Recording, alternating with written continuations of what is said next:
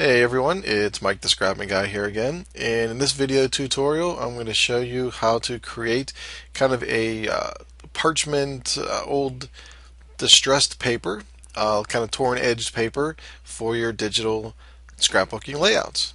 So what I have here is an example of what I'm talking about. This is a layout that I recently did for a Halloween, and you can see it has one paper in the background, which is the orange, but then above that is this kind of torn edged paper. Kind of looks distressed, kind of cool, especially for this kind of a layout for Halloween. And you can obviously do this for any of your layouts, but I'm going to show you how to do those two parts for the for this particular layout, just the how we put the paper together and make this top paper look distressed.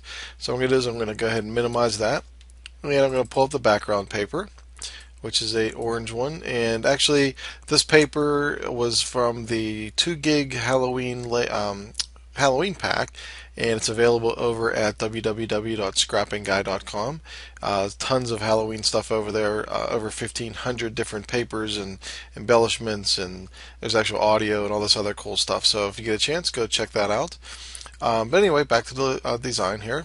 I do have the first paper that I'm going to be working with, and here's the second paper, which I'm going to put on top of that one.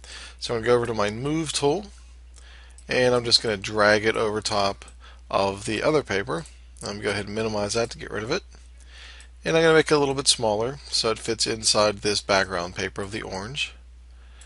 And I'm actually going to go ahead, I'm going to kind of tilt it a little bit, just kind of make it off center.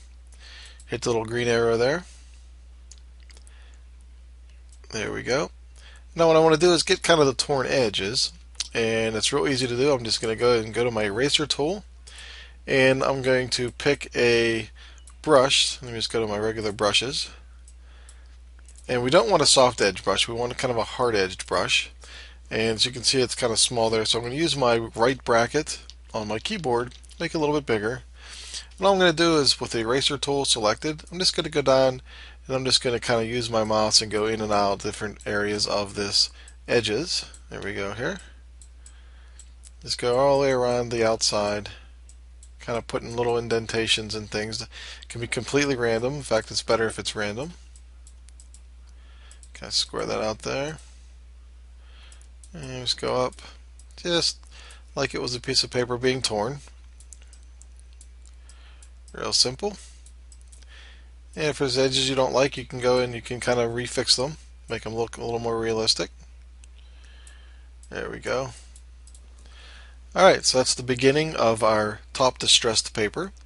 And I'm going to go over it, I'm going to throw in a drop shadow to that paper. So what I can do, if your effects just happen to be on this setting, just go over to the layer styles, click that little icon, and in the drop down menu just choose drop shadows.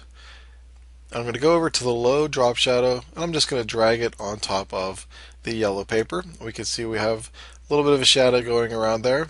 If I want to make it a little more of a shadow, I'm going to go and I'm going to double click the little FX icon there, and I'm going to make some changes on here. I can change the distance, the opacity of it, make it a little bit darker, and the size to give it a little bit more of a shadow. Go ahead and hit OK. That looks kind of cool so far, and we can just kind of leave it that way, but I want to make this look distressed.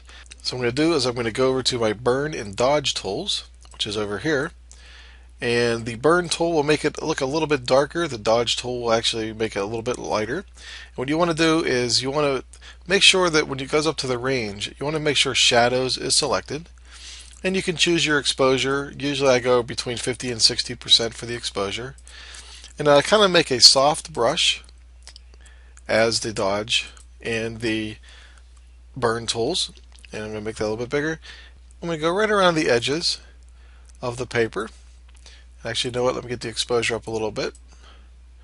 Just hold the mouse key down, or mouse button down, and just go ahead and just kind of paint over top of just the corners and the edges. And actually, if you paint over something you've previously used as the Burn tool, it'll actually make it even a little bit darker. So I'm just going to go ahead and kind of hit these here. We can already see the papers are looking a little bit old already. And actually, I'm going to go kind of do some in the middle here also. Not a whole lot, just enough to make it look like it's aged. and maybe one more here. And what I can also do is go over to my dodge tool and kind of do the same thing. Let me get the exposure up here, make sure it's set on shadows, and make kind of a bigger.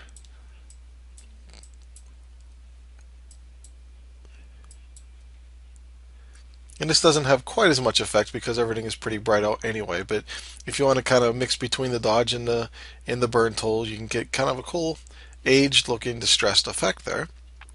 And I have one more step that I want to do, and I need to open up another file. So I'm going to go ahead and do that. And it's in my overlays file. And I have to try to remember which one it was. Take a look here.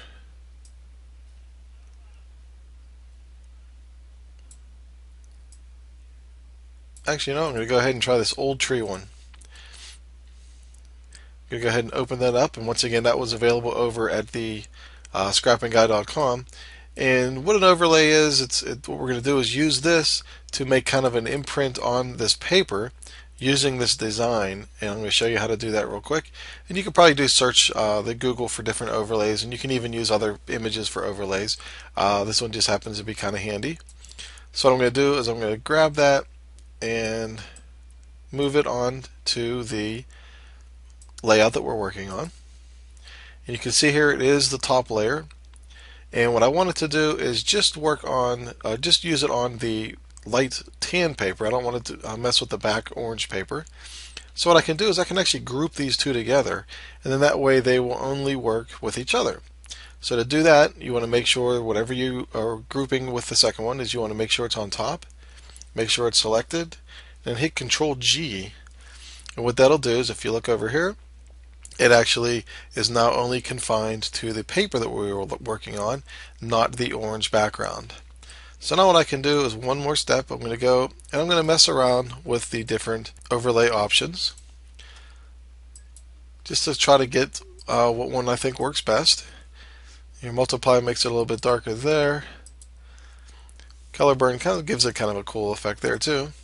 And like I said, what you can do is you can just kind of mess with these and pick which one you think works best for what you're looking for.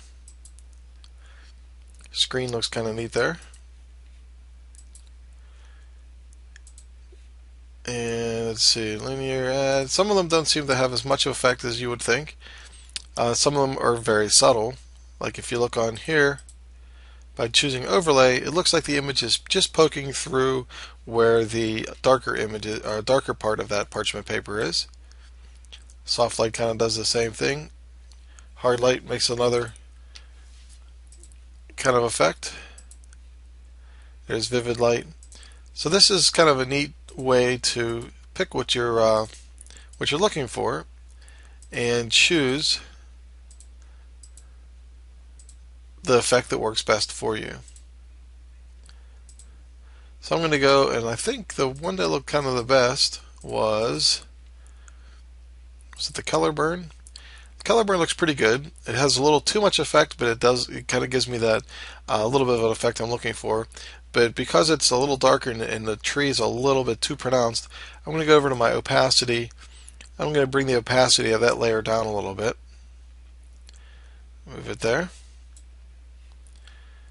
And there we have kind of a distressed paper on a normal paper, and it looks kind of cool. Now what you can do is you can go ahead and put your different elements and embellishments and word art and everything else you want on there to make something similar to this. And that's about it. That's how you would make a distressed paper, kind of a torn paper, for your digital scrapbooking layouts.